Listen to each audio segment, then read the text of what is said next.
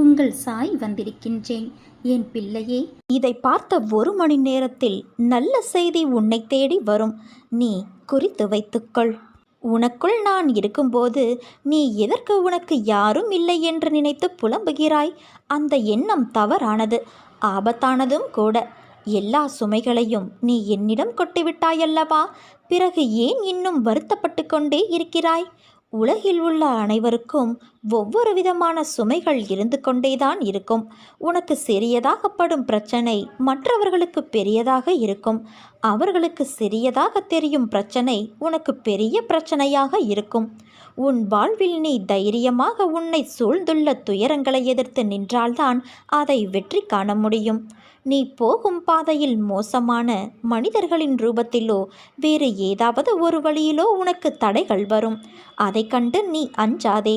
நம்பிக்கையோடு உன் இலக்கை நோக்கி நீ போய்கொண்டே இரு. உன் கடமைகளிலிருந்து ஒரு நாளும் தவறாதே. பிறகு பார், நீ இதுவரை எதிர்த்த வேதனைகள் எல்லாம் இப்போது எப்படி காணாமல் போனது என்று நீ நினைத்து வியக்கும் அளவிற்கு நிச்சயம் மாறுதல்கள் நடைபெறும். நம்பிக்கையோடு நான் கூறும் வார்த்தைகளை பின்பற்று. நீ எதையெல்லாம் இழந்தாயோ நான் அதைவிட அதிகமாக உன்னை வந்து சேரும்படி செய்வேன். எல்லாம் தெளிவு பெற்று நீ வாழ்வில் முன்னோக்கி மகிழ்ச்சியாய் செல்லும் காலம் வந்து விட்டது. இது உன் அப்பாவின் சத்திய வாக்கு. அனைத்தையும் நான் பார்த்து கொள்கிறேன் என் தங்கமே. உன் வாழ்க்கையில் நடக்கின்ற அனைத்தும் சூறாவளி காற்று போல உன்னை பந்தாடுகிறது என்ற உன் கதறல் என் காதில் எப்படி விழாமல் இருக்கும்? உன்னை விட்டு நான் எங்கே செல்வேன்? என் பிள்ளையின் இதயத்தில்தான் என் உயிர் வாழ்கிறது. அப்படி இருக்கையில் நான் எப்படி வெளியேறுவேன்? நான் உன் இதயத்தில் இருப்பதை அறியாமல் இல்லை. கவலைகள், சோகங்கள், வேண்டாத எண்ணங்கள் என்று எல்லா எதிர்மறைகளையும் உள்ளே வைத்து கொண்டு இருக்கிறாய். ஏற்கனவே உன் இதயத்தை துன்பங்களால் நீ நிறைத்து வைத்துள்ளாய். அது போதாது என்று நடக்கும் எல்லா நிகழ்வுகளுக்கும் எதிர்மறை எண்ணங்கள் வேறு உதிக்கின்றது. ஒன்றை தெரிந்து கொள். எதிர்மறை எண்ணங்கள் என்பது காந்தக்கல் போன்றது. அதன் தன்மையே எல்லா எதிர்மறைகளையும் அதனுள் ஈர்ப்பதுதான். அதன் பிடியில்தான் கர்மா என்ற வினைகள் சிக்கி அதில் தோன்றும் எண்ணங்களால் உன்னை தூள் தூளாக்கி உன் புத்தியை சிதற செய்கின்றது. அதன் கையில் உன்னை சிக்க விடாமல் உனக்குள்ளே இருந்து கொண்டு நான் யுத்தமிட்டு கொண்டு இருக்கிறேன். உன் இதயத்தில் நான் வாழ்கின்றேன். அதன் பொருட்டே உன் இதய துடிப்பின் ஓசையாய் உணர்த்த முயற்சி செய்கின்றேன். ஆனால் நீயோ ஓசை கேட்டும் உன் பிரச்சனைகளை அந்த ஓசைக்கு எதிர் ஓசையாய் ஒலிக்கின்றாய். பிறகு எப்படி என்னை நீ முழுவதுமாக உணர்வாய்? உன் மனதை துன்பம் என்ற திரையை வைத்து போத்தி வைத்துள்ளாய். அதை தூக்கி எறி. அப்போது உன் மனதில் ஒரு பெரிய ஒளிச்சுடர் தெரியும். அதில் ஆனந்தத்தின் அருவியாய் பொழிந்து என்னை நீ பார்ப்பாய். உன் நிம்மதியை உணர்ந்து ஆனந்தத்தை உணர்வாய். நீ நம்பிக்கையோடு இரு. நல்லதே நடக்கும். நல்லவர்கள் கஷ்டப்படுகிறார்கள், கெட்டவர்கள் சந்தோஷமாக இருக்கிறார்கள் என்று வருந்தாதே. எல்லாம் கர்ம வினைதான் காரணம். வினைதான் காரணம் என்றால் அப்பா நீ எதற்கு என்று கேள்வி கேட்கிறாயல்லவா? உன் வினையை எளிதில் கடக்கவும் அதிலிருந்து உன்னை காப்பாற்றுவதும் நானே. நல்லவர்கள் சோதிக்கப்படுவார்கள், ஆனால் வெற்றி பெறுவது உறுதி. கெட்டவர்கள் நிச்சயம் அதற்குரிய கர்மாவை அனுபவித்தே ஆக வேண்டும். பக்தி நிறைந்த உன்னுடைய பிரார்த்தனைகள் எப்போதுமே என்னை வந்தடையும் என்பதை நீ மறவாதே. உன் பிரார்த்தனைகள் அனைத்தையும் நான் நிறைவேற்றி தருவேன். என் தங்கமே, உன் மனதில் ஏன் இத்தனை கேள்வியும் கொதிப்பும்?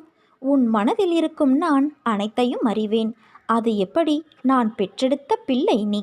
உன்னை விட்டு நான் எப்படி போவேன் என்று நினைத்தாய்? உன்னை வலுப்படுத்தவே நான் வந்துள்ளேன். நீ என்னை அறிந்தது இந்த ஒரு ஜென்மத்தில்தான். ஆனால் நீ இதுவரை எடுத்த பிறவியிலும் இனி வரப்போகும் பிறவியிலும் நான் உன்னோடுதான் இருப்பேன். உன் உயிரின் அகண்டமாய் உன்னோடு நான் இருப்பேன். உனக்கான எல்லாம் நான் தருவேன். கொஞ்ச காலம் பொறுத்து கொண்டாய், இன்னும் கொஞ்சம் பொறுத்துக்கொள்.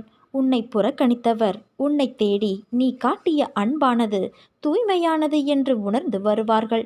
உன் அன்புக்காக ஏங்கி உன் அருமையை புரிந்து கொண்டு வருவார்கள். உன் ரணப்பட்ட மனதிற்கு மருந்தாக உனக்கு நான் சுகம் பெற செய்வேன். இப்போதுள்ள மனநிலை கஷ்டங்களை பார்த்து மரத்து போய் கண்ணீர் வற்றி இருக்கின்றாய். இதை அனைத்தும் நான் மாற்றியமைப்பேன் தங்கமே. நீ என்மேல் கொண்ட பக்தியானது உலகை விட பெரிது. உன்னை என் பிள்ளை என்று சொல்லும்போது ஏற்படும் ஆனந்தத்தை வார்த்தைகளால் சொல்லி உணர வைக்க முடியாது. என் பிள்ளைக்கு வாழ்க்கையில் நல்ல விஷயங்கள் அடியெடுத்து வைக்கும் காலம் வந்துவிட்டது. நீ என் பிள்ளை, அன்புக்கு பெயர் கொண்ட என் பிள்ளை. உன் மனதில் குதர்க்கமான எண்ணங்கள் விழுந்தால் அதை விட்டுவிடு.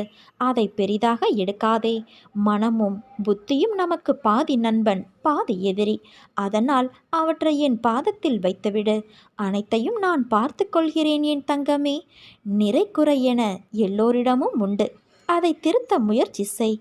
இப்படி குறையோடு இருக்கிறோமே என்று வருத்தப்படாதே. நன்மைகள் என்பது காற்று போல. நாம் ஒருவருக்கு நன்மை செய்தால் அது நிறைய பேருடைய வாழ்க்கைக்கு விடிவெள்ளியாய் இருக்கும். அது தரும் மன நிம்மதியும் நிறைவும் தான் நிரந்தரம். இதை நன்றாக நீ நினைவில் வைத்துக்கொள். ஒரு மனிதன் பிறக்கும் போதே அவன் சுயதர்மமும் பிறந்து விடுகிறது. ஒருவன் எதற்காக படைக்கப்பட்டானோ அதை செய்வது அவன் சுய தர்மம். ஒருவருடைய சுய தர்மம் அவன் உண்மையான இயல்பையும் மனப்போக்கையும் ஒத்து அமைவது. அந்த சுய தர்மத்தை ஒட்டியே அவன் திறமைகளை பெற்றிருப்பான். அதை செய்வதாலேயே அவன் அமைதியடைய முடியும். இதில் உயர்ந்தது தாழ்ந்தது என்று ஒன்றும் கிடையாது. சுலபம் சிரமம் என்று எல்லாம் கணக்கிட்டு எடுத்துக்கொள்வதோ தள்ளிவிடுதலோ கூடாது. உன்னை நான் எப்போதும் கைவிட மாட்டேன். நீ தூங்கி எழுந்ததும் உன் கண்முன்னே நான் காட்சி தருவேன். இது நான் உனக்கு செய்து தரும் சத்திய பிரமாணம். உன் வாழ்க்கையானது இனிமேல்தான் தீர்மானிக்கப்பட வேண்டும் என்ற யுகத்தில் இருக்காதே. அது ஏற்கனவே தீர்மானிக்கப்பட்டது. அது விதி. உன் வாழ்க்கையில் ஆறாக, அருவியாக, கடலாக, சீற்றங்களும் இடம்பெறும். அது ஏன் என்றுதானே கேட்கிறாய்? என் பிள்ளையிடம் நிறைய நற்பண்புகள் இருக்கிறது. அது நிலைத்து என் பிள்ளை தன்னிச்சையாக மன உறுதியோடு நேர்மையோடு இருக்கவே இத்தனை சோதனைகள். உன் பாதையானது என்னை நோக்கி என்று திரும்ப ஆரம்பித்ததோ அன்றே நீ செம்மையான வாழ்க்கைக்கு நுழைந்து விட்டாய். இப்போது நீ வெறும் பயிற்சியைத்தான் மேற்கொள்கிறாய். நிச்சயம் நீ முன்னேறி வாழ்க்கையில் வெற்றியும் அடைவாய். அதற்கான மாறுதல்களை உன் வாழ்க்கையில் நான் இடம்பெற செய்துள்ளேன். அது உனக்கு நன்றாக புரியும். பணம் என்ற சொல் வெறும் காகித சொல் என்று இரு. அதற்கு முக்கியத்துவத்தை நீ கொடுக்காதே. உன் வாழ்க்கை என்னில் சங்கமித்து உள்ளது. நீ நிச்சயம் நன்றாக இருப்பாய்.